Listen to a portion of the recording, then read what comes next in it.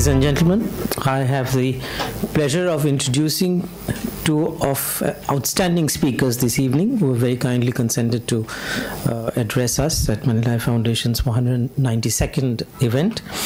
Ms. Anaga Sarpotdar has been working as a trained social work practitioner on social legal aspects of violence against women since 1999 and has been working as a consultant on gender issues and social legal issues related to violence against women since 2009. She has a master's degree in social work from Tata Institute of Social Sciences with a specialization in family and child welfare and currently pursuing a PhD thesis at TIS. Her work on sexual harassment of women at workplace, social legal study of the organized sector in Mumbai is a subject of her thesis. Ladies and gentlemen, please welcome two outstanding speakers today. Good evening. Thank you, Sucheta. Thank you, Manilai Foundation, for giving me the opportunity to share my experiences about my work on sexual harassment at workplace. Mini will be speaking about the act which was enacted in April 2013 and which recently came into force on 9th December. The rules were also published on 9th December. So since Mini will be focusing on the act and on the rules, my responsibility is to create, a base to say why we needed this act. Also, my experiences of implementing the Supreme Court Vishakha guidelines, and also to say, what kind of perspective, what kind of attitude, what kind of mindset all of us need to have if we want to successfully implement the Sexual Harassment at Workplace Act 2013. So, assuming that most of us know about the Vishakha guidelines, I'll briefly talk about the guidelines in the beginning and then straight talk about my experiences of implementing the guidelines. The Supreme Court gave the Vishakha guidelines in 1997. These guidelines are famously known as the Vishakha guidelines because they resulted out of an PIL which was filed by an NGO based in Rajasthan, Jaipur, Rajasthan. This particular NGO was working with women, violence against women and women's education, and the PIL was filed because of the gang rape case which happened in Rajasthan, the Bhavri Devi gang rape case which happened in Rajasthan. And all of us, I'm not sure if everyone knows the details of the case, but the lower court said that the rape did not happen because upper caste people do not touch lower caste people, so rape must not have happened.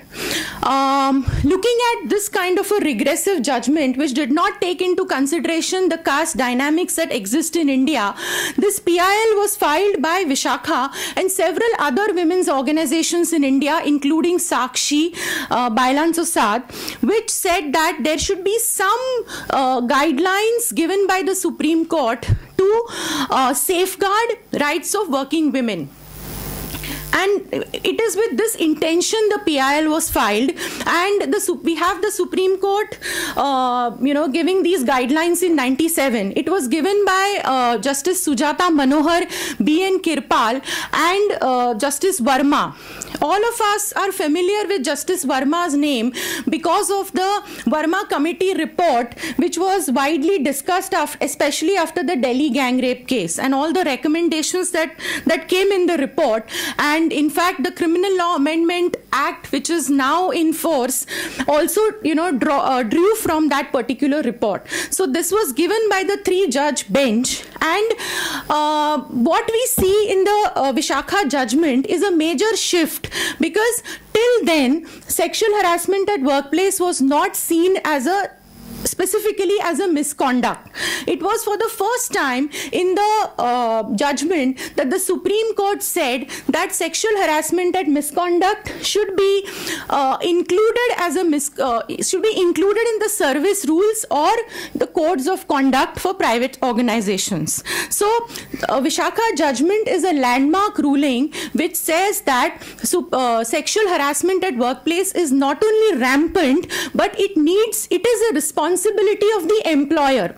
It is the responsibility of the employer is not just to redress the complaints of sexual harassment, but the responsibility of the employer is to also prevent sexual harassment. So even now, if you look at the title of the new act, it says prevention, prohibition and redressal. So the entire responsibility of prevention, prohibition and redressal lies on the employer. That is what the Supreme Court said. Now, how do the employers do this? And that is for that the Supreme Court said that every workplace should have a complaints committee, and it was clearly mentioned that the complaints committee should be headed by a woman. 50% members of the committee should be women, and there should be one outside member in the committee. And this complaints committee was to do not only, again I say, not only redressal of sexual harassment cases, reported cases, but also to do prevention work.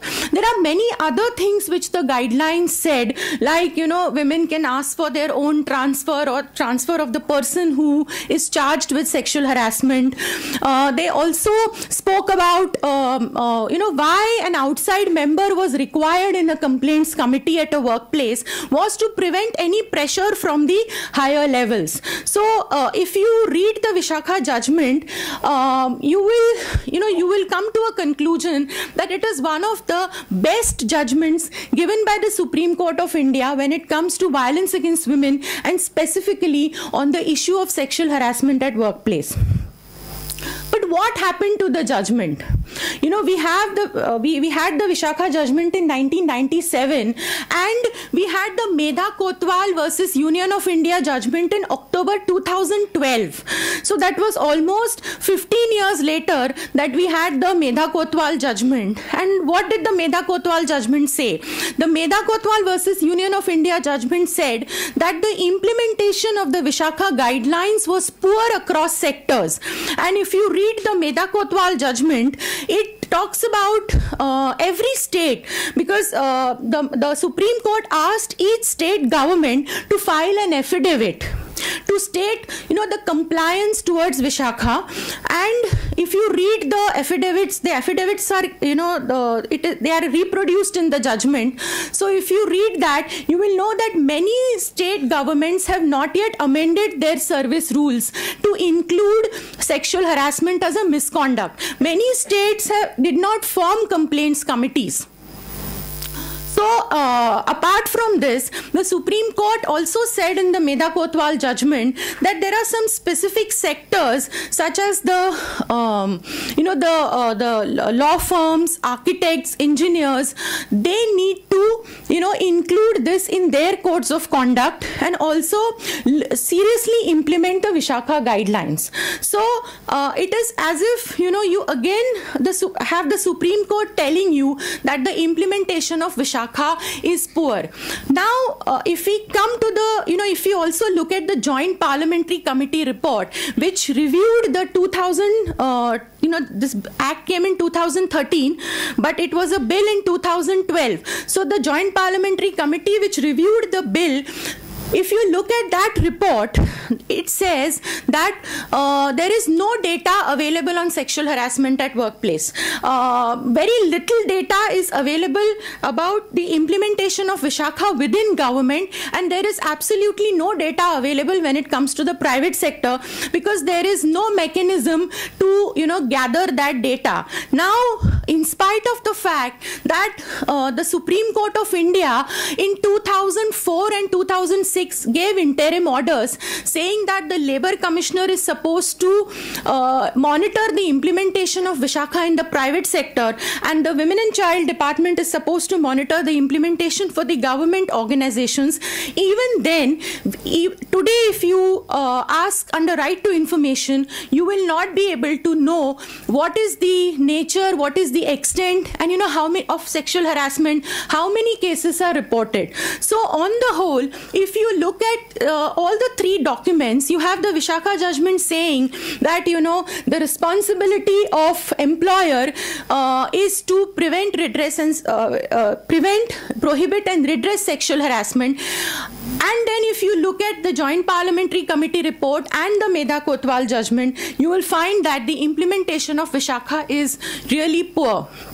Now coming to my experience of, what is it that I see, because I have been parts of several complaints committees, not just in one sector, and I would like to share my experiences for all of us to gear ourselves towards implementation of the Act. Because if we continue doing what we did with Vishakha, then the Act is not going to work for us. I will be also, I have some slides on some best practices that I have observed. It's not that, nobody is doing good work in this area. There are some companies who are seriously implementing the Vishakha guidelines, and I'm sure they'll also implement the Act. So if time permits, I will also share those best practices. What has been my experience of the implementation of Vishakha?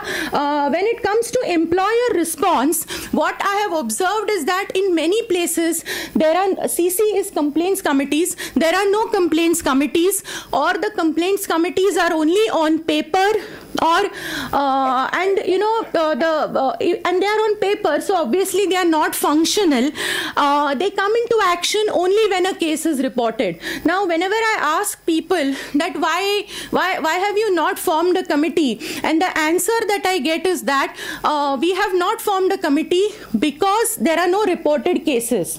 Now let me tell you, as a researcher, sexual harassment at workplace is one of the most underreported form of violence against women. You will, if you ask anyone that, how many cases do you have in your company or your organization, nobody is going to tell you. Again, I go back to the Joint Parliamentary Committee report, which says that we do not have any statistics. So, the problem is that officially we don't have numbers. And again, when you come to the field, you have very few women reporting cases of sexual harassment. I am not going to go into the details of why women do not report. All of us know the kind of stigma, the kind of shame associated with this particular issue, and precisely for those reasons, women do not report sexual harassment, even if it happens to them. And that, that gives an impression that it is not happening. And that is cited as one of the reasons for not implementing the Supreme Court guidelines. And again, it can be given as a reason even now to not implement the Act. So this has been my, also there is, in several instances, it has been my observation that the minute a woman reports the case, there is a disbelief, because probably people have been there for many years, and they don't expect this kind of behavior from the man, or they probably think that he will not do it. I don't know the reasons, but this is what I think. But what I see is that there is immediate disbelief in the woman that she's doing it probably because she wants to seek revenge, or she wants to settle scores. Also, there is a huge resistance to acknowledging cases of sexual harassment as sexual harassment. When I saw the Tehelka reporting, which immediately happened, people said, the news item said it was an untoward incident. So most of the times, sexual harassment is presented as bad behavior, is presented as inappropriate behavior, as indecent behavior, as moral turpitude, turpitude, moral transgression, but not, yes, it is all this, what I said. But when it comes to implementing a law or implementing a guideline, we need to very clearly say that it is all this, but it is sexual harassment. So this is one gap which I see when it comes to implementing the guidelines. Yes, there is also justification to sexual harassment, and the key reasons given is that there is this whole thing of intention and impact in social science research.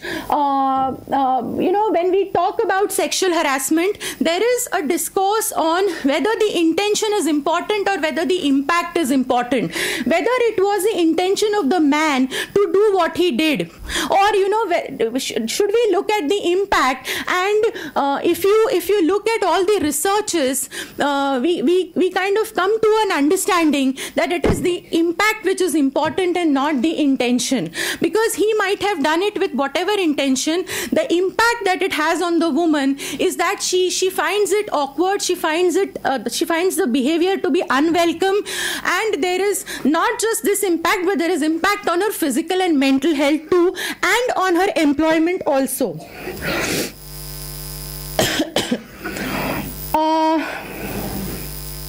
The most important point which I want to highlight is about retaliation. We have a section in the new law which uses the term hostile work environment, and probably that particular section in the law was introduced to deal with this issue of retaliation. Whenever a woman complains of sexual harassment, there is a backlash. So this backlash is from two points. One is from the harasser if he is on the power position, and the other one is from the company or the organization. So, there are different ways in which retaliation happens. The whole thing of performance appraisal. After the woman complains, who does the performance appraisal? Because in so many cases, I have seen that the performance appraisal continues to be done by the man who harassed her, and, then it results in a, it comes to a point where, she says that I was rated low because he was the one who harassed me and I complained against him. So this whole thing of, the same person continuing to do the performance appraisal and relevant work being taken away from the woman, she's made to sit without work, or she's given something for which she was not recruited. So there was a case of a Singapore-based multinational where the woman was working as a purchase officer, and after she complained, she was, made to sit without work. When she asked for work, she was given the kind of work which she was not recruited. And then when she could not do that work, there was an inquiry against her to say that, she's not performing. Termination, suspension, forced resignation, charge sheet are some of the other ways. There are, the minute a woman complains, there is a charge sheet against her on some other pretext, and, women are suspended from service and eventually termination. I don't want to name the companies, but every day, if you look at the Hindustan Times, if you look at the Hindu or the Times of India, there is a case of a particular audit firm which is widely reported, where the woman was terminated immediately after she complained. I don't want to name the firm. I think most of us know it is one of the top 5 audit firms. What is it that I see? What is it that I hear from women who, approach me for help? Is that after they complain, their career is almost finished, because, there is some kind of, today's Economic Times, if you see, there is an article which talks about this whole thing of employers spreading in the market that don't recruit this particular woman because she's a troublemaker.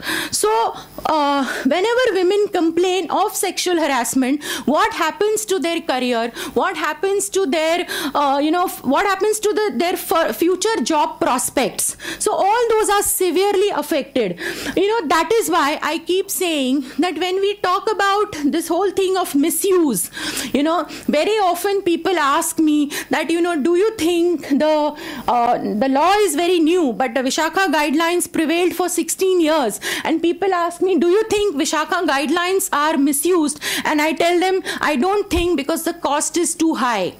Because you not just lose your job, but you also lose any further career prospects. So I don't think, and I have not come across any false case so far, but I don't think any woman would want to deliberately destroy her career, by putting false complaints of sexual harassment.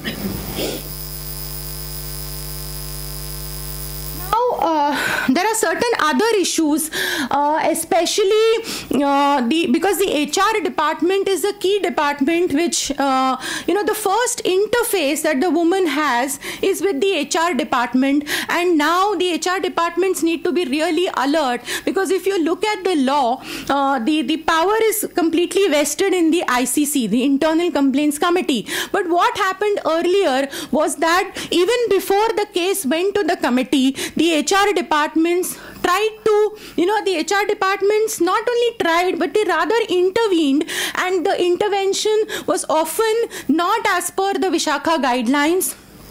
There were attempts to, kind of settle the cases. There were attempts to, come to some conclusion, even without handling it to the local complaints committee. So that was a situation earlier, and I will not be surprised if the same situation is going to happen again. About the sexual harassment policies, now it is very important for all the private sector companies to have a special policy, not just included in the general code of conduct, but have a specific policy on sexual harassment at workplace, and it needs to be ensured that the policy is available to everyone, because I have, in so many cases, policies are available only to a few people who may be at the management level, and they are not available to employees at large. So this was one thing which I observed.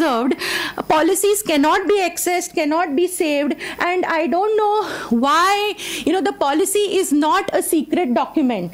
It needs to be uploaded on the company website. It needs to be shared. Complaints committees. What is it that I observed about complaints committees is that, this whole thing of procedure, because the sexual harassment complaints committee is supposed to do the inquiry, keeping into, taking into consideration the principles of natural justice. So, the understanding of principles of natural justice has to be translated into a well laid down procedure, and that is where most people falter. The procedure was not correct, and it ended up into a litigation where the complaints committee report was not accepted by the court, because the kind of procedure which was followed was, not correct. There were no minutes of the meeting. The report was not signed by all members. Cross-examination was not done. So on various grounds, the reports get challenged. Many times the complainant doesn't even know who are the members of the complaints committees, especially the outside member. Now this whole thing on the profile of outside member, now that provision is there in the law also, where you have where you will be having somebody from outside as a member of the complaints committees. If you look at the Vishakha guidelines, the guidelines say that the person should be familiar with the issue of sexual harassment. And if you look at the rules of the Act, it says that a social worker or a lawyer can become a part of the committee. Now, I have seen that in the past, there have been people whose, you don't know what work they are doing. And if you look at their LinkedIn or Facebook profiles, I have seen that they were HR consultants and not somebody from NGOs. And, they have been posing that they are people from the NGO. So these kind of practices are, extremely problematic. Yeah.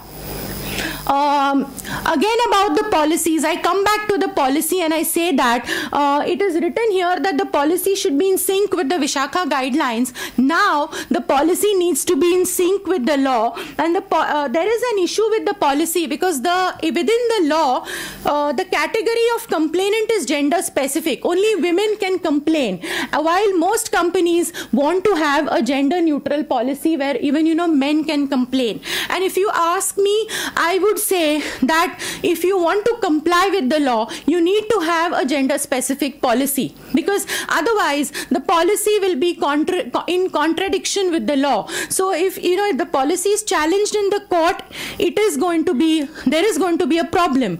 But on the flip side of it, people have also told me that nothing will stop the employer from expanding the scope of the policy. So you can always include men in the category of complainant when it comes to the policy.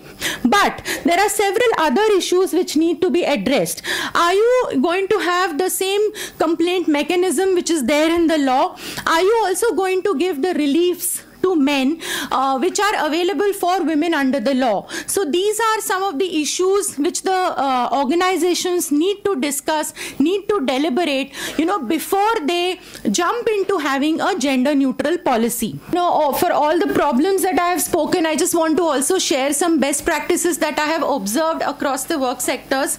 One of the very good practices that I have seen is the policy is uploaded on the company website. So this is what needs to be done. The sexual harassment policy should be uploaded on the company website. It should be available for all employees. In fact, not just employees, but even outside people. There are organizations who have helplines, internal helplines where, even before the woman can report to the committee, or if she does not want to approach the committee directly, she can call the helpline. There's an emergency helpline. An important thing which can be done is whenever people are recruited in the organization, they need to be told about the sexual harassment policy. There are companies who have regular training programs at the time of induction. There are awareness drives every 6 months where repeatedly, because prevention cannot happen in spurts. Prevention needs to be a continuous exercise. So it is an ongoing process. It should be an ongoing process. So maybe once in 3 months, once in 6 months, there is an awareness drive. Regular meetings and capacity building. Now, as I mentioned earlier, the complaints committees, if the cases are not reported, are not functional. So the complaints committees need to meet regularly. The complaints committees also need to be updated on, what is happening in the outside world, which are the cases which are reported, what is happening, because now with the law coming, we'll have courts giving judgments in various cases. So what they need to be updated legally also. There are companies who are doing safety audits wherein they are checking if all the facilities which are provided, such as guest house, transport, different kinds of facilities which are provided by the company, whether they are, safe for women. So these kind of audits are being done by companies. Some companies have counseling facilities, so they have an in-house counselor. There are periodic surveys, because how do you know whether people know about sexual harassment? So there are periodic surveys to sense the level of awareness. There are in-house support groups. Cases which are reported are not just closed and left at that, but there is follow-up in those cases. There are periodic branch visits. So these are some of the good practices that I have observed. Let me tell you that implementing the law, or for that matter even the guidelines, is the prerogative of the employer, and sexual harassment at workplace is largely an issue of self-governance. So it is up to the employer to do their best to make sure that they implement the law. Thank you.